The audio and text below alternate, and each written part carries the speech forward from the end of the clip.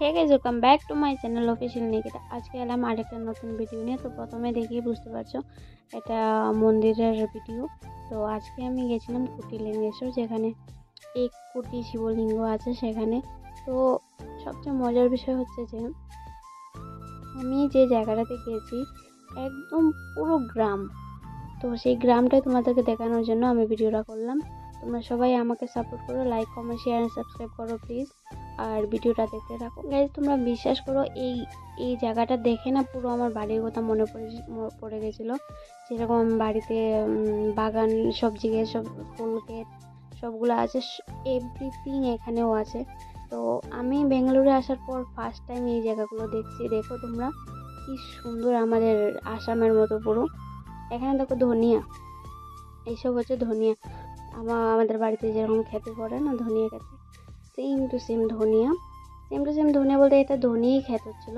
তো এখানে দেখো আরও খেতির জায়গা করে রেখেছে, খেতি করবে বলে। তো এখানে ফুলকপি, ওলকপি, বাঁধাকপি সব কিছু আছে। সব কিছু আমি ভিডিও করেছি তোমাদের দেখানোর জন্য। অনেকেই বলে যে বেঙ্গালুরুতে গেলে নাকি এখানে কিছু পাওয়া যায় না, খাওয়ার সবজি মানে মাছ কিছুই পাওয়া যায় না, কিন্তু আমি যেগুলো পেয়েছি সত্যি অনেকগুলোই। এরকম সবজি টবজি আমি নিজের চোখে যে খেতে বেঙ্গালুরুতে দেখতে পারবো সেটা আমি কোনোদিনও ভাবিনি।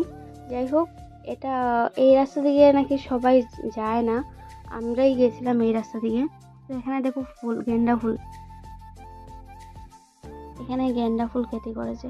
তারপর আরেকটা মজার বিষয় হচ্ছে যে আমাদের ওখানে যেরকম পাহাড় দেখা যায় সেই রকম পাহাড়, ওই দেখো টিল্লা, পাহাড় টিল্লা বলে না আমাদের ওখানে। এটা এত বড় বড় পাথর, যত সামনে যাচ্ছিলাম তত সামনে। এটা বাঁধাকপির গাছ। তো মানে যতটুকু সামনে যাচ্ছিলাম এতই বড় বড় বড় দেখতে পেলাম। তো আমার তো খুবই ভালো লেগেছে। তোমাদের কেমন লাগলো তোমরাও বলবে। দেখো একদম সামনে থেকে দেখাচ্ছি, এত বড় বড় না পাথরগুলো, মনে হচ্ছিল এক্ষুনি যদি ও পড়ে এসে এরকম এরকম মনে হচ্ছিল। তো আমি তো প্রচণ্ড ভয় পেয়েছিলাম, আবার আনন্দও পেয়েছিলাম, কারণ বেঙ্গালুরুতে আসার আমার প্রায় 1-1.5 বছর হয়ে গেছে। তারপরে এরকম জায়গা আমি দেখতে পেলাম। সো আমার অনেকই ভালো লাগলো। তো তোমরাও আমার ভালো লাগাটা অনুভব তোমরাই করো। আমারও ভালো লাগলো, তোমরাও তোমাদেরও ভালো লাগবে। সো ভিডিওটা দেখতে থাকো প্লিজ। আমরা এখানে ঘুরতে গেছিলাম, আমি আমার ফ্রেন্ড। তো এখানে স্কুটিতে বসে আছে বলে বিশ্বাস করো আমার চোখ দিয়ে একটু স্পিডে চলছিল না, আমার চোখ দিয়ে জল পড়ছিল। তো ফাইনালি আমি মন্দিরে পৌঁছে গেলাম, গিয়ে পুজোর জন্য থালি ও প্রদীপ ফুলও নিয়ে নিলাম। এখন আমি পুজো টুজো দেবো। তো পুজো দেওয়ার জায়গাটা আমি অ্যাকচুয়ালি ভিডিও করিনি। পুজো দেওয়ার সময় ভিডিও করবো সেরকম মানে আমার ভালো লাগেনি কেউ যদি কিছু বলে। তো এখানে দেখো 1 কোটিটা শিবলিঙ্গ। আমি প্রায় 100 খানিকের মতো গুনেছি, তারপর আর গুনতে পারিনি, এদিকে সময়ও হয়ে যাচ্ছিল। তবে আমার ইচ্ছা আরেকদিন যাবো, গিয়ে আমি ভালোভাবে গুনবো। 1 কোটিটা যদি পারি গুনতে তাহলে তো ভালো, গুনে তারপর মানে আমার ভালো লাগবে সেটাই। তো ফাইনালি আমার ওই মন্দিরে অনেক দিনের স্বপ্ন ছিল। যখন আমি বাড়িতে ছিলাম তখনই আমি ভিডিওগুলো দেখতাম আর ভাবতাম যদি আমি যেতে পারতাম। তো ফাইনালি আমি আসলাম, আমার তো খুবই ভালো লাগলো। তোমাদেরও ভালো লাগছে নিশ্চয়ই আমার ভিডিওটা দেখে। তো প্লিজ তোমরা subscribe, like comment share subscribe করে দিও। আর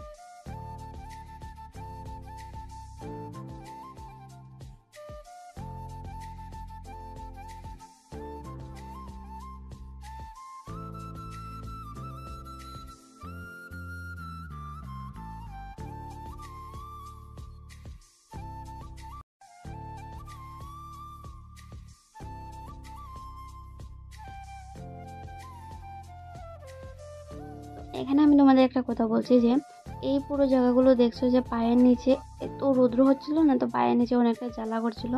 এখানে যখন আমি পুজো করে প্রদীপগুলো এখানে জ্বালিয়ে দিতে হয় বলে এখানে জ্বালিয়ে দিচ্ছিলাম, তখন একটু এখানে এতটা ঠান্ডা পায়ে কোনো যন্ত্রণাই করছিল না। তো অবাক, মানে আমি বুঝতে পারছিলাম না যে সত্যিকারে এরকম হয়। এই সাইডে আমার মনে হচ্ছে যে প্রদীপগুলো জ্বালিয়ে দিই তো এমনিতেই গরম হবে, রৌদ্র পড়ছে তারপরও গরম হবে, সেই জন্য ভগবান হয়তো নিজে থেকে এরকম ঠান্ডা করে দিয়েছেন, আমার মনে হয় সেটা। তো ফাইনালি আমার পুজো শেষ হয়ে গেছে, সবগুলো প্রদীপও জ্বালিয়ে দেওয়া হয়ে গেছে। তারপর মন্দির থেকে প্রসাদ দিয়েছিল, প্রসাদ খেলাম, খেলে বাইরে জায়গা থেকে ফ্রুটস কিনলাম, ফ্রুটস কিনে ফ্রুট খেলাম। তো ফ্রুটস খেয়ে আবার আমরা ঘরে চলে গেলাম। তো tata, bye bye, love you guys. ভালো লাগলে লাইক কমেন্ট শেয়ার